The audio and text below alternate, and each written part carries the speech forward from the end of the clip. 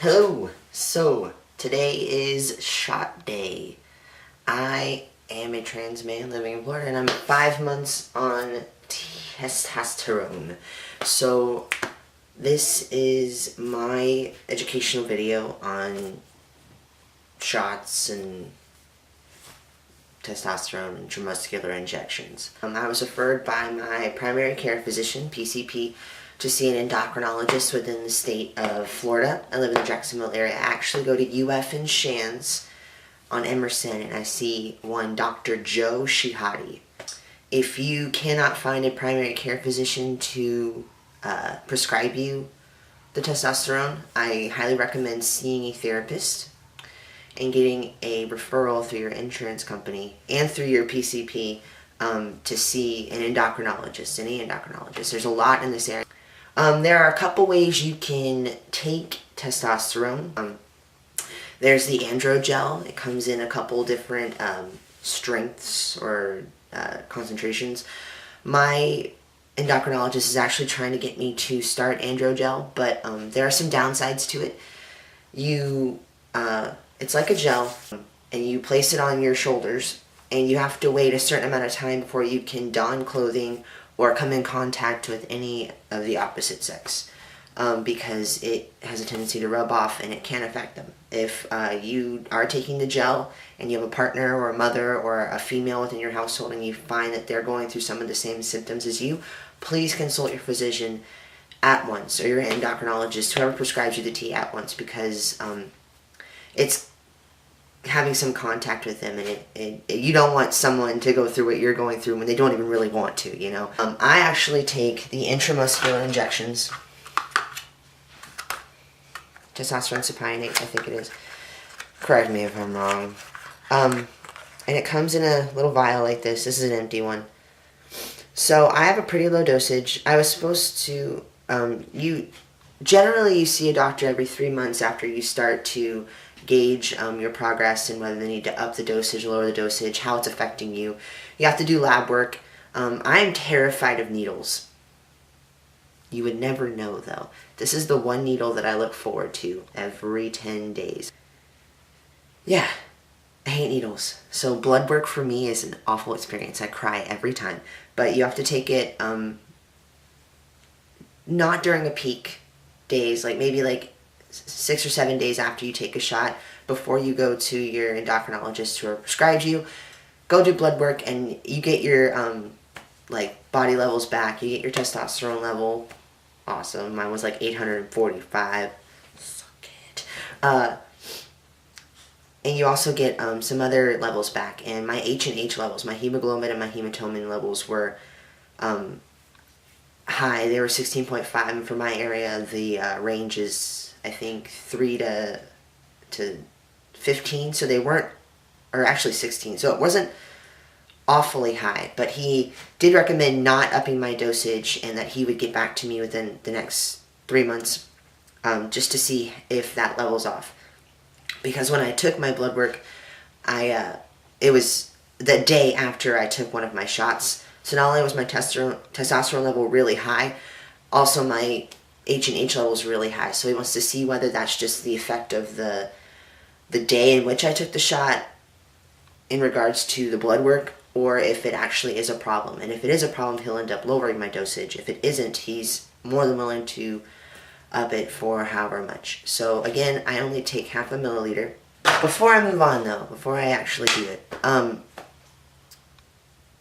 some things, or the other way in which you can do it is subcutaneous pellets I saw online, or subcutaneous injection. Subcutaneous means beneath the skin but not affecting the muscle. Intramuscular IM shots, you have to inject really deep. It has a longer needle.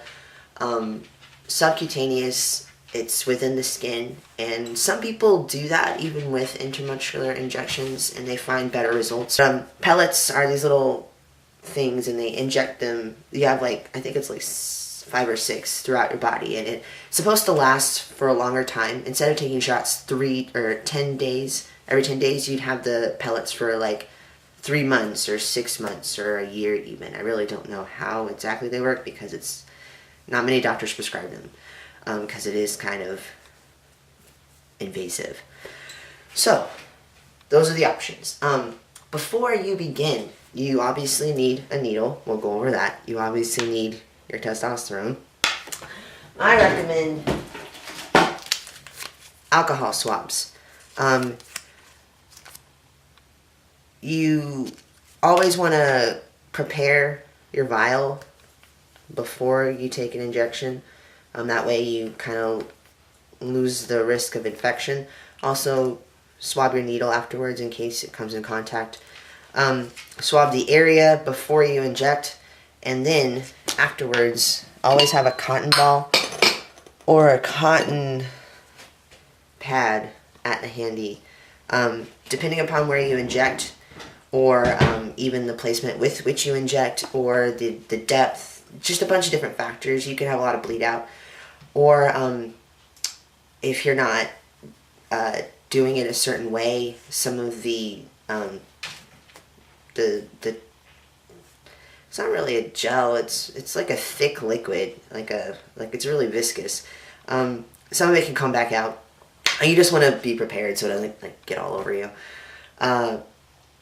And also, always save your needles, or, you know, if you have a biohazard, you can get them at Walmart. You can actually get a biohazard container in some areas. I don't think every Walmart carries them, but if you're in an area like mine that has a high diabetes population, you'll always find biohazard stuff in Walmart. But I just keep mine in a soda bottle. It's thick. Please don't just throw them in the trash. Please, that is the worst thing you can possibly do. And also, do not reuse your needles. For the love of God, please do not. That is, you should go online and look up, it's actually on the Self-Made Man, selfmademan.com. They have these pictures of needles after 1 use, needles after 2 use, 3 use, and 6 uses. And if you're taking that, you know, if you're trying to make your needles last, it's so damaging. So please do not reuse your needles. That's my little PSA for the day. So always have a place for them and do not reuse them. I'm going to go over needles with you. This is kind of the package in which they come. Can you read it? This is a 3 milliliter, 21 gauge, 1.5 inch needle. Now, when you're starting intramuscular injections, they really do not normally prescribe a 1.5 inch needle. It's normally a 1 inch needle, so this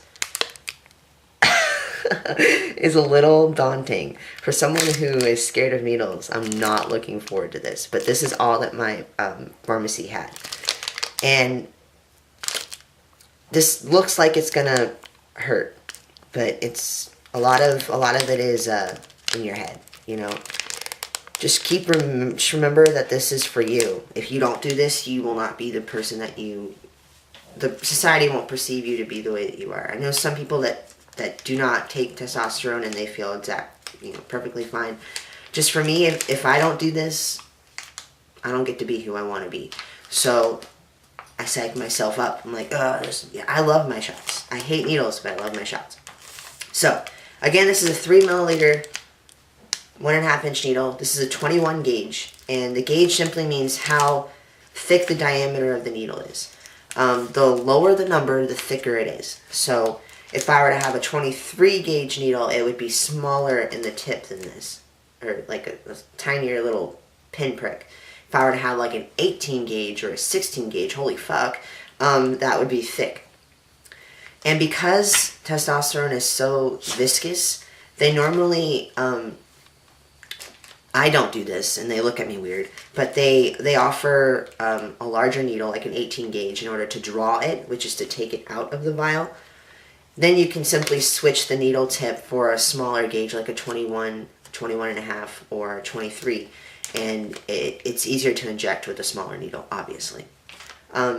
If the size of the needle scares you a little bit, just please remember that your doctor isn't going to prescribe you something that could potentially hurt you. Yes, this can hurt you, but only if you abuse it. If you use it the right way, you have no problem, no fear. So I know that my pharmacist wasn't giving me some needle that I'm going to inject into my bone. This is perfectly safe if you do not abuse it. My only problem with the 3 milliliter actual syringe portion is that I only take half a milliliter. So for this huge thing, I'm only taking that much. So it gets kind of hard to draw. But that's all they had, so I gotta work with it. It's cool because the tips come off. Like I was saying, you can buy a bunch of 18 gauge or larger tips, like needles, and you could draw with that, then screw it off, pick up a 21 gauge, 21 half gauge, 23 gauge, screw it back on, and then inject. Some safe places to do it. My doctor didn't say the leg, but I know a lot of guys out there do inject in their leg. I usually inject in my butt, or my side. And they also said under your arm. That scares me a little bit because there's not a lot of fat here. There's muscle there, obviously, because I'm pretty ripped. But I would never inject in my arm. Underneath the arm, not on top of the arm. Underneath the arm if you're going to do it. So, for me, it's usually in the behind. And I usually take a shower beforehand. Please don't get the injecting area extremely warm because blood flows a lot faster when it's warm and you will have a lot of bleed out. And therefore you will not get as much of the testosterone injected in your body because the blood is rushing out, taking the testosterone with it. So don't take a really warm shower. I recommend not a extremely cold shower, but kind of a lukewarm shower.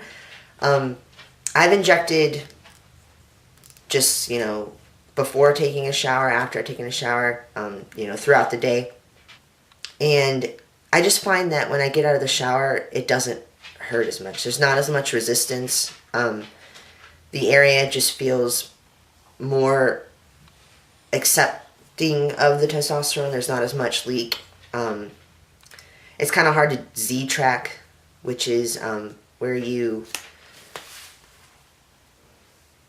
pull the skin before injecting. That way when you're done injecting, you push the skin back and the hole with which you injected into your muscle is covered by skin. Therefore, you don't have as much leak out of the testosterone as you normally would. It's kind of hard to Z-track on your ass. Just throwing it out there. Also, air. A huge misconception is that if you have any air in your needle, you're going to die. That's not true. Let me bust that myth right in the face, but it's not true. If you take that much air, yeah, that potentially can hurt you. Can cause clots within your skin, leading to aneurysms without your body. More importantly, in your brain, which is immediately and utterly devastating. But if you take some and you notice a couple of the little tiny, tiny, tiny bubbles up there, just go ahead and take it. It won't hurt you. It won't help you, but it won't hurt you. It really has no effect on you whatsoever. Or if it does have an effect, it's 99.9999 unnoticeable. So just go ahead and do it. Don't freak out or let it sit there for, a year and a half while all the air slowly evaporates from it, leaving nothing but liquid. It'll take forever. I guess I'll prepare it, then I'll take a shower and I'll do my shot, and then I'll leave you alone. You're not going to see me naked. You're not going to see me inject the shot because I feel it's a little too personal. The only person who's ever seen me take a shot was my ex, and it didn't go well. She was freaking out the entire time, which made me freak out. And although you guys can't communicate with me while I take a shot, I still think it's a very personal time for me. So I will talk to you about, I guess, how it feels afterwards. Alright, so let's get to drawing.